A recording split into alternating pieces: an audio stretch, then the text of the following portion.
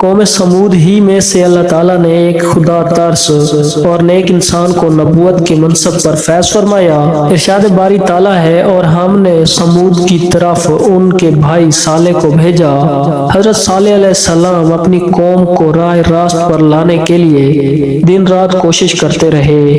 اے میری قوم، تم اللہ کی عبادت کرو، اس کے سوا تمہارا کوئی معبود نہیں، اسی نے تمہیں پیدا کیا، اس سے مغفرت مانگو اور اس کے آگے توبہ کرو۔ اس کے جواب میں ان کی قوم کہتی، اے صالح، تم ہمیں ان چیزوں سے روکتے ہو جنہیں ہمارے بزرگ پوجتے چلے آئے ہیں، اور جس بات کی طرف تم ہمیں بلاتے ہو اس میں ہمیں کبھی شبہ ہے۔ حضرت صالح علیہ السلام جوانی کے زمانے سے قوم کو دین کی دعوت دیتے ہوئے بوڑھے ہو گئے۔ چنانچہ ایک دن قوم کی سرداروں نے حضرت صالح علیہ السلام سے کہا کہ اگر تم واقعی اللہ کے سچے رسول ہو تو ہماری فلاں پہاڑی جس کا نام کاتبہ ہے اس کے اندر سے ایک ایسی اونٹنی نکال دو جو 10 ماہ کی گابن اور قوی تندرست ہو۔ قرآن کریم میں ارشاد باری تعالیٰ ہے، وہ کہنے لگے، تم جادو زدہ ہو، تم اور کچھ نہیں، بس ہماری ہی طرح کے آدمی ہو، اگر سچے ہو تو کوئی نشانی پیش کرو۔ یعنی انہوں نے اپنے نبی سے معجزے کی فرمائش کر دی۔ حضرت صالح علیہ السلام نے ان سے عہد لیا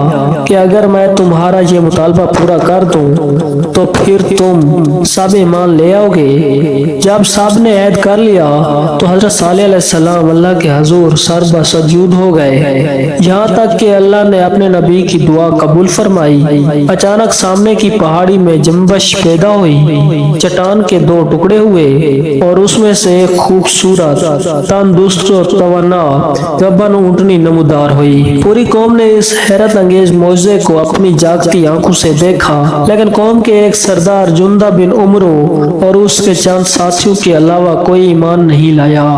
اس موقع پر حضرت صالح علیہ السلام نے اپنی قوم سے فرمایا، اے میری قوم، یہ ناقۃ اللہ یعنی اللہ کی اونٹنی ہے جو تمہارے لیے ایک معجزہ ہے، اب تم اسے اللہ کی زمین میں چھوڑ دو اور اسے کسی طرح کا ایذا نہ پہنچاؤ، ورنہ فوری عذاب تمہیں پکڑ لے گا۔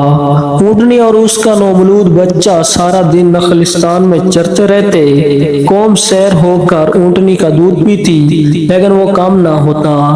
حضرت صالح علیہ السلام نے کنویں کے پانی کو بھی تقسیم کر دیا تھا۔ ایک دن اونٹنی پانی پیتی تھی اور ایک دن سمود کے لوگ۔ ارشاد باری تعالیٰ ہے، صالح نے اپنی قوم سے کہا، ایک دن اس اونٹنی کے پانی پینے کی باری ہے اور ایک معین روز تمہاری باری، لیکن اسے کوئی تکلیف نہ دینا، نہیں تو تمہیں سخت عذاب آ پکڑے گا۔ اونٹنی کو جان سے مارنے کا فیصلہ کیا گیا۔ اللہ تعالیٰ ارشاد فرماتا ہے، ہم نے اونٹنی کو ان کی آزمائش کے لیے بھیجا ہے، تو تم انتظار کرو اور صبر کرو۔ ابھی کچھ ہی عرصہ گزرا تھا کہ قوم کو اونٹنی کی موجودگی کھٹکنے لگی۔ دن بھر آزادی سے گھومنا پھرنا اور اپنی باری پر ایک ہی سانس میں پورے کنویں کا پانی پی جانا ان کے لیے پریشان کن تھا۔ چنانچہ شیطان کے اکسانے پر انہوں نے اونٹنی کو جان سے مارنے کا فیصلہ کر لیا۔ قوم کے سرداروں نے یہ کام 2 حسین ترین خواتین کو سونپا۔ ان عورتوں نے شراب و شباب کے رسیاں 2 اوباش نوجوانوں مصرع اور قدار کو اپنی خوبصورت بچیوں سے شادی کے عوض ناقۃ اللہ کے قتل پر آمادہ کیا۔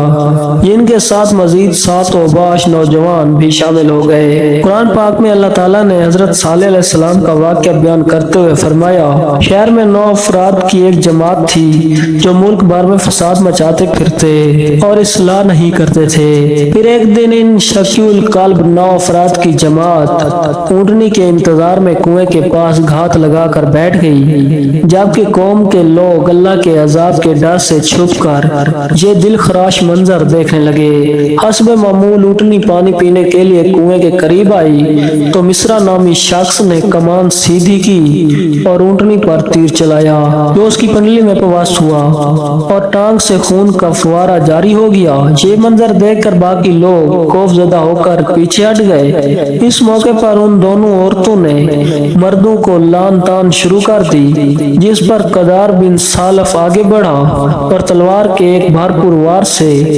اونٹنی کے پچھلے پاؤں کے اوپر کا حصہ کاٹ ڈالا۔ شدید زخمی اونٹنی لاچار ہو کر زمین پر گر پڑی۔ گرتے گرتے اس نے ایک एक जोरदार चीख मारी ताकि उसका बच्चा जहाँ कहीं भी हो खबरदार होकर जालिमों के जंगल से भाग जाए। फिर जालिम कदार ने ऊँटनी के सीने पर नेजा मारने के बाद उसे ज़िबा कर डाला। उधर उसका बच्चा भागता हुआ ऊंचे पहाड़ पर चढ़ा और चीखें मारता हुआ गायब हो गया। ऊँटनी के कत्ल के इर्तिकाब के बाद कौम समूद के उन 9 अफराद ने हजरत सालेह अलैहिस्सलाम को कत्ल करने का प्रोग्राम बनाया और उसी रात हजरत सालेह अलैहिस्सलाम की गुजरगाह के साथ एक पहाड़ की घाटी में छुप कर बैठ गए ताकि हजरत सालेह वहां से गुजरे तो उन्हें कत्ल कर दें। लेकिन उस रात पहाड़ से बड़े बड़े पत्थर इस तरह बरसे कि वो सब हलाक हो गए। दूसरे दिन जब लोगों का गुजर हुआ तो देखा कि वो 9 अफराद बड़े बड़े पत्थरों के नीचे मरे पड़े हैं। इस तरह वो सफाक लोग अपनी कौम के तबाह बर्बाद होने से 3 दिन पहले ही जहन्नम में रसीद हो गए। ऊँटनी के कत्ल के बाद जब कोई अजाब नाजिल ना हुआ तो कौम ने खुशी का जश्न मनाते हुए कहा, सालेह अलैहिस्सलाम जिस चीज से तुम हमें डराते थे, अगर तुम अल्लाह के पैगंबर हो तो इस अजाब को हम पर ले आओ। हजरत सालेह अलैहिस्सलाम ने फरमाया, ऐ कौम, अब तुम्हारे पास सिर्फ 3 दिन की मोहलत है और लो अजाब की अलामात भी सुन लो। कल जुमेरात के रोज तुम सब के चेहरे सख्त जर्द हो जाएंगे। परसों यानी जुम्मे के रोज तुम सब के चेहरे सख्त सुर्ख हो जाएंगे और हफ्ते को सब के चेहरे स्याह हो जाएंगे और वो तुम्हारी जिंदगी का आखिरी दिन होगा। इन तीनों पेश गोइयों के सच होने के बावजूद वो कौम चेहरों की रंगत की तब्दीली को मामूली जादुई असरात समझते हुए मामूल के मुताबिक ऐश व इशरत में मसरूफ रही। यहाँ तक के चौथे दिन के सुबह ऊपर से सख्त हेबतनाक चिंगार और जमीन के शदीद जल्जले ने इन सब को आना फाना जहन्नम रसीद कर दिया और अल्लाह ताला ने उनकी बस्तियों को आने वाली नस्लों के लिए इबरत कुदा बना दिया। वसलम नाजरीन, अगर वाक़या अच्छा लगा तो प्लीज हमें सपोर्ट करें और हमारे चैनल को जरूर सब्सक्राइब करें।